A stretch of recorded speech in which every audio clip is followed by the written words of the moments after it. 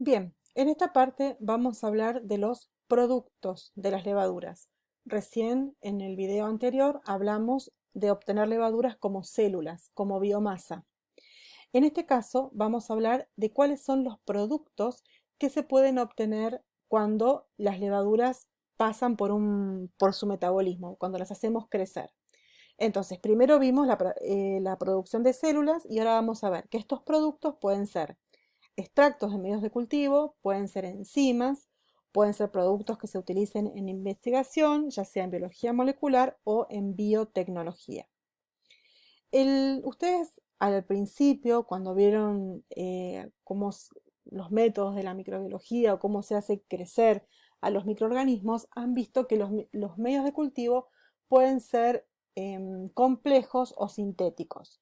Y que una de las cosas que lo hacía a un medio de cultivo complejo era cuando se le agregaba justamente el extracto de levadura. Porque lo que le estábamos agregando era todo ese contenido celular que tiene la levadura luego de que es lisada. Entonces lo hacía complejo porque sabíamos que tenía de todo, pero no sabíamos exactamente qué es lo que tenía. Bueno, también ese sería uno de los fines, ¿sí? Obtener extracto de levadura para los medios de cultivo que pueden utilizarse para todos los microorganismos que querramos cultivar. Luego, bien sabemos que las levaduras, ya cuando están lisadas, son fuentes de vitaminas B y D y también son fuentes de enzimas. En el caso de las enzimas, es un capítulo que es bastante profundo al tocarlo porque en realidad los hongos son excelentes elaboradores de enzimas. La contra, que un poco lo nombrábamos en el otro video, es que cuando uno quiere extraer la enzima de esa célula o de ese microorganismo, es un proceso caro, ¿sí? Entonces hay veces que como la purificación enzimática es un proceso caro, muchas veces se utilizan cócteles enzimáticos para diferentes fines o procesos tecnológicos. Ahora vamos a ver algunos, pero para recordarles, las levaduras no son patógenos, así que se pueden utilizar para la parte humana y además son productoras de ciertas hormonas que se utilizan para fines medicinales en la parte de la industria para las personas. Ahí no me voy a meter mucho, pero sí en la parte de biotecnología quiero que rescatemos algunas preparaciones enzimáticas que se pueden utilizar. Por ejemplo, eh, la- las enzimas, las pectinasas, que pueden extraerse de diferentes tipos de levaduras, acá no solamente estamos hablando de las Saccharomyces, sino de todas las levaduras, bueno, sirven para mejorar la extracción de los jugos porque van a romper esas pectinas que son como redes que sostienen em, los sólidos solubles, al tener un ataque enzimático, esas pectinas se van a romper y van a liberar los jugos de todas las partes de los tejidos vegetales. Lo mismo pueden actuar cuando uno quiere hacer la clarificación de mostos, también la clarificación de vinos puede utilizarse este tipo de enzimas para la extracción del color, para la liberación de aromas. En definitiva, nosotros debemos saber qué es lo que queremos enzimáticamente lisar y ahí utilizar una enzima específica. Como les digo, hay veces que se puede utilizar la enzima propiamente dicha o se puede utilizar un cóctel dependiendo de lo caro que sea el proceso de extracción de esa enzima. Por ejemplo, podemos mejorar con enzimas con pectinasas la, la extracción del jugo de la uva a través de los remontajes en el vino tinto, eh, mejora lo que es el trabajo del sombrero porque al hacerlo un poco más suave facilita el trabajo. El remontaje también facilita la extracción de este color y también estas enzimas, las pectinasas, mejoran la maceración y entonces aumenta el rendimiento en jugo y también en color. Ahora, acuérdense que los procesos biotecnológicos son procesos que puede utilizarse todo el microorganismo o una parte, como por ejemplo estos procesos enzimáticos. y a su vez estos microorganismos pueden ser aislados de la naturaleza o pueden ser armados o construidos mediante ingeniería genética. Por ejemplo, podemos transformar a una levadura Saccharomyces cerevisiae incorporándole, por ejemplo, un gen del Aspergillus niger y un gen de la Cándida mollissiana. La hacemos una levadura transgénica de la forma tal que ahora esta Saccharomyces cerevisiae va a poder, en este caso, cortar el enlace de la arabinosa, que es un terpeno conjugado con un azúcar, y luego con la beta-glucosidasa va a liberar a esta arabinosa. Entonces va a quedar el glucósido con el terpeno liberado y entonces este terpeno que estaba conjugado con el azúcar y con que no me sale, con la glucosa y con la arabinosa, al romperse con estas dos enzimas pasa a ser un terpeno aromático. Ahora, estas Saccharomyces no tenía estas enzimas, sino que fueron agregadas mediante ingeniería genética. Bueno, en la parte, sí, esta puede ser una acción enzimática que si no necesariamente se hace en el vino, podría trabajarse. En nuestro país, la OIB y el INB, que son los entes reguladores de la elaboración, no permiten la utilización de levaduras transgénicas.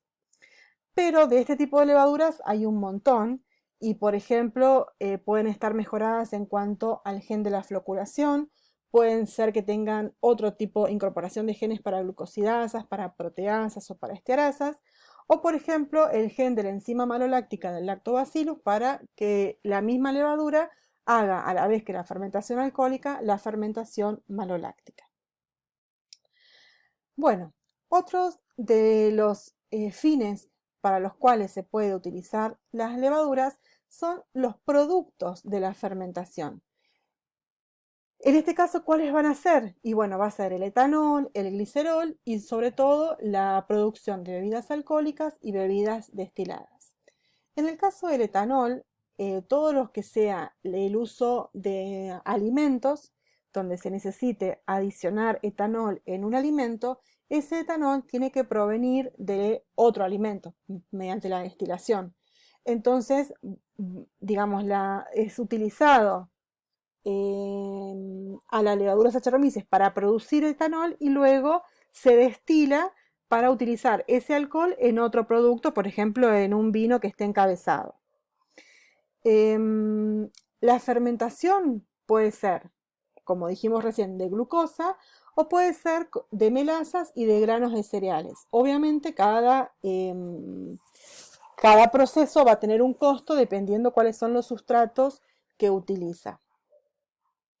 En el caso, por ejemplo, como hablábamos en la clase anterior de la formación de glicerol, se puede tener azúcares fermentables y lo que se hace, se desvía, recuerden que yo les explicaba cómo desde el piruvato pasa acetaldehído y el etanol, entonces se desvía la formación, o sea, se impide que el acetaldehído pase a etanol y digamos, con dióxido de azufre, se acompleja el acetaldehído de manera tal de obligar a que desde el piruvato ese acetaldehído se reoxide el NAD a través de la dihidroxicetona fosfato para la producción de glicerol.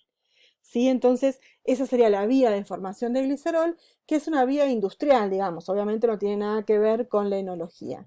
Pero es una forma de obtener glicerina en la industria que luego, bueno, primero también antes va a haber que purificarla. Otro de los productos que tenemos de las levaduras es la elaboración de cerveza.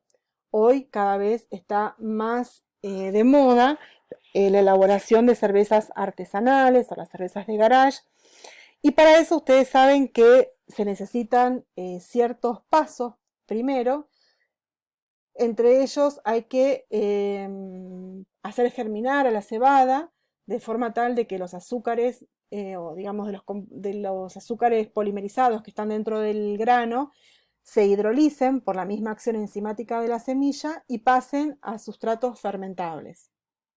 Una vez que se obtiene la malta, se hace un macerado, eso se cocina, ese mosto se va calentando de forma también de hacer inhibiciones enzimáticas, se agrega el lúpulo y luego se lo lleva a una temperatura tal que permita llevar a cabo la fermentación.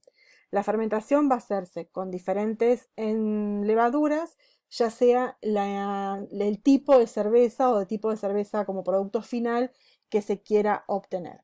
En el caso de las cervezas industriales, luego serán carbonatadas, pero en el caso de las cervezas artesanales, ese gas proveniente que está presente adentro de la botellita de cerveza proviene de una segunda fermentación que se le hace, digamos, esa fermentación, una vez que se acaba los azúcares fermentescibles, se embotella y a ese embotellado se le agrega como una especie de licor de tiraje que tiene azúcar, y ahí es donde se le puede poner jugo de naranja o miel o lo que fuera, para que produzcan gas en una segunda fermentación. Luego de 15 o 20 días, las botellitas pueden abrirse y consumirse. Bien, otra de las elaboraciones es la elaboración del vino blanco y del vino tinto. En este caso, en el vino blanco solamente se va a trabajar con el jugo de las uvas. Ese jugo se va a sulfitar, como les explicaba anteriormente. Ese dióxido de azufre es un antiséptico, es un antioxidante. Y luego de unas 4 o 6 horas luego del sulfitado se va a colocar levaduras específicas para ese proceso de fermentación, que pueden ser levaduras seleccionadas o también puede ser un proceso de fermentación espontánea. Una vez que la levadura termina de fermentar, aproximadamente unos 10-15 días, donde los azúcares reductores llegaron a cero, se vuelve a sulfitar para estabilizar, digamos, para asegurarse de que no haya ningún otro proceso microbiano. Se deja estacionar un tiempo y luego se filtra o se clarifica, se embotella y bueno, está listo para su consumo. En el caso de la elaboración del vino tinto, la diferencia es que las uvas se van a fermentar el jugo de la uva más el ollejo o las pieles de la uva. Entonces, en ese caso se va a formar lo que hablábamos el sombrero, que va, digamos, es el contacto de las pieles con el jugo, va a permitir que todo el color y también aromas que están presentes en las pieles pasen ese jugo. Entonces se sulfita, luego de un tiempo para bajar ese dióxido de azufre, de esperar que se combine, se siembra nuevamente una cepa que puede ser seleccionada o también podemos hacer una fermentación espontánea. Cuando se termina de consumir el azúcar, se hace, digamos, se separa el sombrero del jugo, se hace el primer trasiego y eso, bueno, después tiene diferentes caminos, puede llevarse a barrica, puede llevarse a pileta, y cuando el enólogo lo desee, puede filtrarse, estabilizarse y embotellarse. Finalmente, tenemos otro de los productos de lo que son las levaduras.